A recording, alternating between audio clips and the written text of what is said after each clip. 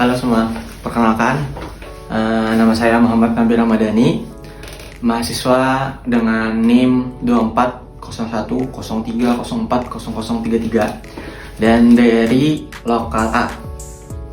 Pada kesempatan kali ini dan dalam video ini, saya akan melakukan sebuah wawancara sebagai bagian dari sebuah sosial eksperimen yang mengangkat tema perilaku konformitas atau ikut-ikutan dalam tekanan sosial. Tujuan dari eksperimen ini adalah untuk memahami sejauh mana sebuah individu dapat terdorong melakukan sesuatu karena pengaruh lingkungan sekitarnya, meskipun tindakan tersebut bertentangan dengan niat atau keyakinan awalnya. Lalu pertanyaan yang saya ajukan dalam sebuah wawancara ini adalah, pernahkah Anda melakukan sesuatu karena orang-orang yang ada di sekitar Anda juga melakukannya? Padahal pada niat awalnya tidak ada sama sekali untuk melakukannya.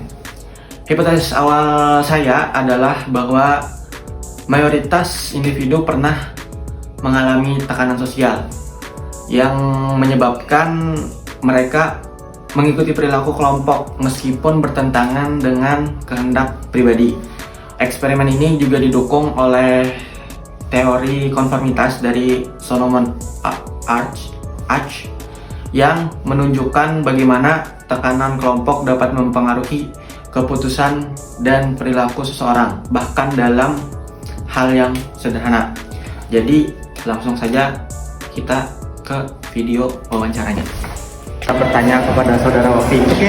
Apakah saudara pernah melakukan sesuatu karena orang yang ada di sekitar tuh melakukan itu juga? Tapi sebenarnya kita tuh kada ada niatan sedang melakukan itu atau dasar kada hendak sama sekali melakukan itu. Bahasanya ini ikut-ikutan deh. Ya. Pernah, pasti pernah. Nah, karena apa tuh? Karena pastinya tuh kayak bahasanya ini tuh kayak apa? Takutan ketinggalan gitu. Nah, ini melihat orang menggawi nih, masa mau ada menggawi, jadi ikut lain menggawi. Walau dalam hati itu kayak segenap aku ikut kayak gitu. Oh, berarti perasaannya tuh terpaksa lah berarti. Nah iya, perasaannya tuh kayak kadidai, karena kita kan niat apa-apa loh. Beda misalnya kita hendak, otomatis pasti nyaman. Tapi ini walaupun kayak itu ya, pokoknya kali nyaman. Oke, sama-sama. Nah, kita bertanya kepada saudara Menawan. Pernahkah saudara melakukan sesuatu tuh karena orang-orang yang ada di sekitar tuh melakukan juga kita? Padahal kita tuh kada ada niatan sekedar melakukan tuh atau dasar kada enak sama sekali gitu. Pernah. Kenapa? Karena kita tuh mengikuti mayoritas orang banyak. Perasaannya bang terpaksa atau sukarela aja gitu? Biasanya karena terpaksa, kadang-kadang juga sukarela, tergantung kondisi kita. Oke. Berarti tergantung kondisi lah. Ya. Baik. Terima kasih. Ya, sama-sama. Nah, di sini ada Mas Ridwan. Nah, di sini saya akan memberikan pertanyaan. Pernahkah Mas Ridwan ini melakukan sesuatu yang orang lain juga melakukan gitu? Padahal kita tuh kada ada niatan atau kada hendak sama sekali melakukan itu. Pasti pernah ya, apalagi pas masih kecil kan ikut-ikutan aja tuh. Misalkan orang ada senam-senam gitu kan di lapangan, kita ikut aja, kita tahu juga apa-apa. Pokoknya ikut ke keinginan hati lah. Tapi perasaan kalau sekarang nih, misalkan ada yang kayak itu juga, perasaannya dia apa? Terpaksa atau bebas aja gitu? Kalau tidak ada peraturan yang melindungi acara tersebut, saya tidak ikut. Ngapain juga gitu loh. Ya, nah jadi kita bersama saudara Rizky. Pernah lah saudara Rizky itu melakukan sesuatu yang orang lain tuh melakukan juga, padahal kamu tuh kada ada niatan atau dasar kada hendak sama sekali melakukan gitu. Ada. Kenapa? Misalkan nih, merhati orang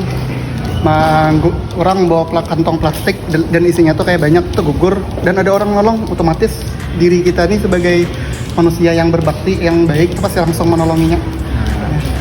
Itu tuh perasaannya nggak Pak? Terpaksa lah atau kada sama sekali? Ada apa namanya tuh, tulus gitu nah, ada terpaksaan karena insting langsung hendak bantu orang.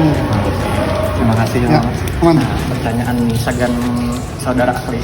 Pernah lah kamu tuh dalam melakukan sesuatu karena orang lain tuh juga melakukan sesuatu kayak gitu. Lalu padahal kamu tuh ada niatan sambil melakukan itu atau dasar kehendak sama sekali gitu. Pernah lah. Kenapa tuh? Kegiatan apa lah atau apa gitu? Cuman tuh kayak ngeroyong gitu lah maksudnya. Iya. Nah, maksud ngeroyong apa aku tuh ya kayak orang itu nah. Berempat juga, orang itu banyak juga, orang ini kan nyaman juga. Gara-gara kan nyaman juga orang banyak misalnya tuh di RT atau nanti RT ada ya orang banyak loh seorang ini kan udah nyaman juga kan orang itu juga. Tapi perasaan kamu tuh terpaksa atau kada? Perasaannya ya terpaksa karena nyaman. Oh iya.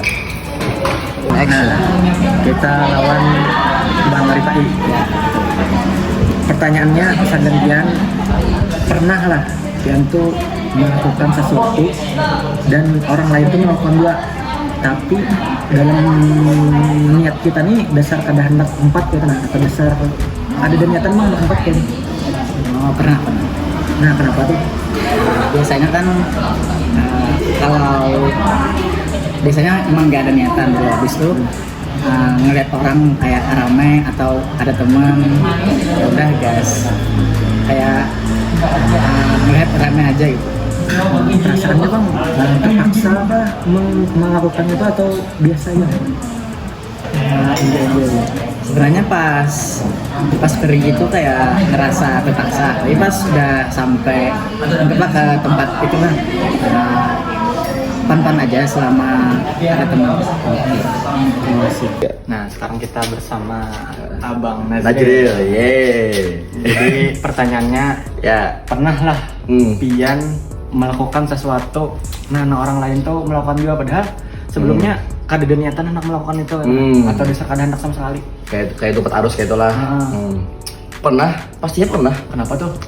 Itu waktu hanya kebanang nih nah, orang berkorban. Oh iya.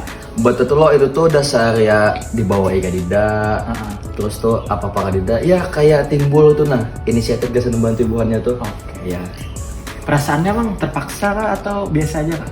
Atau senang lah malah? ya tadi itu kan inisiatif ya kalau, Iya. yang lebih keberanian gitu nah. Oh. Bayangkan sapi kita gak bahkan. Nah, jadi beranian lah. Perang lawan sapi. Setelah selesai kita melihat video sosial eksperimen tadi, saya ingin mengucapkan terima kasih kepada semua partisipan yang telah berada atau bersedia berbagi cerita dan pengalaman dalam wawancara ini. Berdasarkan hasil wawancara kita dapat melihat bahwa konformitas sosial memang menjadi fenomena nyata dalam kehidupan kita sehari-hari. Namun tentu saja eksperimen ini memiliki keterbatasan seperti jumlah responden yang terbatas serta kemungkinan adanya bias dalam penyampaian pengalaman. Sebagai bahan evaluasi ke depan, penelitian ini bisa dikembangkan dengan pendekatan kuantitatif, pengamatan langsung, atau dikombinasikan dengan eksperimen yang lebih sistematis. Sekali lagi saya ucapkan terima kasih atas perhatian dan partisipasinya. Semoga eksperimen sosial ini bisa menjadi bahan refleksi sekaligus pengetahuan tentang bagaimana pengaruh sosial bekerja dalam kehidupan kita. Dan sampai jumpa di video-video selanjutnya. Dadah.